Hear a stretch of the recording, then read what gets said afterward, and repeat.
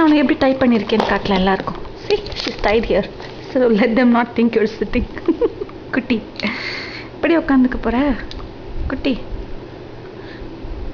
சொல்லு வியூவர்ஸ்க்கு சொல்லு, நீ எப்போ உட்காந்துக்க போற, எப்போ கால் பண்ண ஆரம்பிக்க போற சொல்லு. வியூவர்ஸ்க்கு சொல்லு எல்லாம். உன்னோட எல்லா டால்ஸ் எல்லாம் காட்டு. உன் லேப்டாப் மவுஸ் கீ, அப்புறம் பாப்பாவோட பன்னி ரேபிட்,